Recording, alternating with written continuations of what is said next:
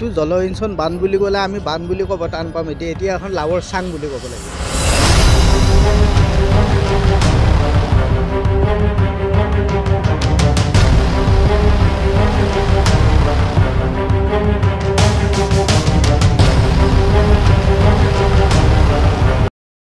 জলসিঞ্চন বিভাগৰ অকৰ্মণ্যতা আৰু অৱহেলাৰ স্বাক্ষৰ বহন কৰি ভালুকৰ হাঁহিত পৰিণত হৈ এতিয়াও ইয়াতে থিয় হৈ আছে এনেদৰে এটা জলসিঞ্চন প্ৰকল্পৰ বান্ধ। এই জলসিঞ্চন বান্ধটো আছে চিপাঝাৰৰ চেঙিলিয়াঝাৰ গাঁও পঞ্চায়তৰ অধীনৰ দূৰদূৰীয়া অঞ্চলত ডিমিলা নদীৰ বান্ধি এইদৰে এই জলসিঞ্চন প্ৰকল্পটো এই বান্ধটো নিৰ্মাণ কৰা হৈছিল কেইবাটাও বছৰ আগতে।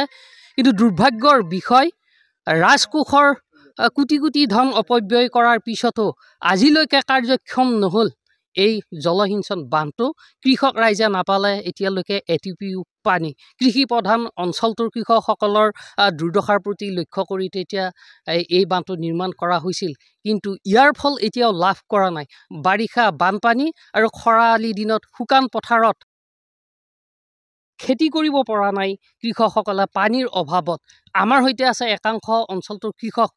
কি ক'ব ইয়াতে এনেদৰে জলসিঞ্চন বান্ধটো কেনেদৰে লাভৱান্বিত হৈছে আপোনালোক? এইটো জলসিঞ্চন বান বুলি ক'লে আমি বান বুলি ক'ব টান পাম এতিয়া এখন লাৱৰ চাং বুলি ক'ব লাগিব। ইয়াৰ পৰা উপকৃত হোৱাটো দূৰৰে কথা, আমি একো উপকৃত হোৱা নাই। দুয়োটা অঞ্চল, পশ্চিম অঞ্চল আৰু পূব অঞ্চল, বৰঞ্চ আমাৰ ক্ষতি হৈছে। সেই ক্ষতিটো কেনেকুৱা হয় এতিয়া আপোনালোকে দেখিব, বানটো প্ৰত্যক্ষ কৰিলে ইমান তলত পানী আছে যে জাবৰ জোঁথৰ লাগি পানী এতিয়াও ক্লিয়াৰলি যোৱা নাই নদীটোৰ মাজেৰে। কিন্তু ভৰ বাৰিষা নদী যেতিয়া ভৰপূৰ হৈ আহিব, সম্পূৰ্ণ এই বানটো এনেকুৱা হৈ যায়, পানীটো বন্ধ কৰি দিয়ে জাবৰ জোঁথৰেৰে।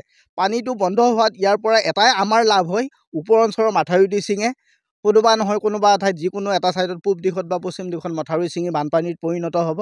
তাৰপিছত আৰু এই যিটো দুই ছাইডৰ পৰা মানুহ যোৱা ৰাস্তা, এইখিনি তেওঁলোকে দেখিব সিফালে বনালে ইটো ছাইডতো বনালে, আধাৰ পৰা নাই। গতিকে এইটোৰ পৰা আমাৰ একো লাভ হোৱা নাই। আমি এটাই কথা ক'ব বিচাৰোঁ, এই বস্তুটোৰ পৰা আমাৰ লছ হৈছে।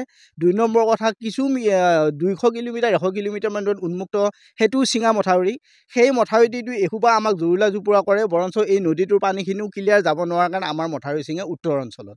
আমি উত্তৰ অঞ্চলৰ বাসিন্দা, দূৰদূৰীয়াৰ মানুহখিনি এইখিনি, কিন্তু আমি দূৰদূৰীয়াৰ উত্তৰ অঞ্চলীয় বগাচলা নাওপতা দূৰদূৰীয়া পশ্চিম অঞ্চলত সম্পূৰ্ণ আমাৰ এইটো এটা মানে ভোটৰ কি কয়, ভোটৰ দুলিত কিবা এনেকৈ কয় যে সেনেকুৱা হৈছে। ইয়াৰ পৰা আমাৰ একো লাভ হোৱা নাই, বৰঞ্চ এইটো কোনোবা আমলা বিষয় কিবা প্লেনিং কৰি ইয়াতে ধন লুণ্ঠন কৰাৰ এটা প্ৰক্ৰিয়া বনাই থৈ গুচি গ'ল। হয়, নিশ্চয় এওঁলোকে মন্তব্য আগবঢ়াইছে। ৰাজকোষৰ ধন লুটি পুতি খোৱাৰ বাবেহে হেনো এই বান্ধটো নিৰ্মাণ কৰা হৈছিল। আৰু ইয়াতে যথেষ্ট কৃষক ৰাইজৰ কাৰণে এটা সুবিধা হ'লহেঁতেন, ইয়াতে বড়ো খেতি কৰাৰ যথেষ্ট থল আছিল। ঠায়ে ঠায়ে যদিও বড়ো খেতি কৰা হৈছে, নিজা প্ৰচেষ্টাত কৃষকসকলে বড়ো খেতি কৰিছে। দাদা কি ক'ব, ইয়াতে খেতিৰ যথেষ্ট থল আছিল, কিন্তু এই বান্ধটো কাৰ্যক্ষম হ'ল। আমাৰ যদি বান্ধটো ঠিকে হ'লে আমাৰ এতিয়া বহু শ শ বিঘা মাটি আমি বড়ো খেতি কৰিবৰ কাৰণে সক্ষম হৈছিলোঁ। এতিয়াও আমি কঠীয়া পাৰি থৈ দিছোঁ, আমি মেচিন লগাই পানী উঠাই কিনে বড়ো খেতি কৰিব লাগিব।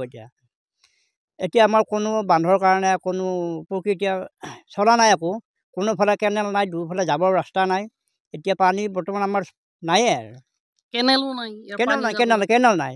কেনেল থাকিলেতো আৰু কি কি ক'ব বিভাগীয় মন্ত্ৰী আছে, মুখ্যমন্ত্ৰীগৰাকীয়ে আমাক চাই কিনে তদন্ত কৰি দিব লাগে। কাৰণ কিয় আমি এই যিটো বান্ধ বহাই দিলে, এতিয়া চাই কিনে আমাক এইটো সুবিধা কৰি দিব লাগে আৰু।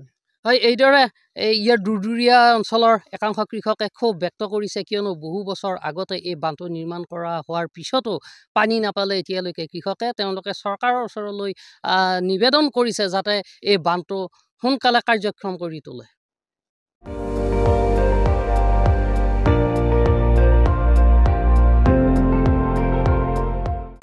আপুনি চাই আছে ND24, সৰ্বশ্ৰেষ্ঠ নহয় সৰ্বোত্তমৰ দৌৰ।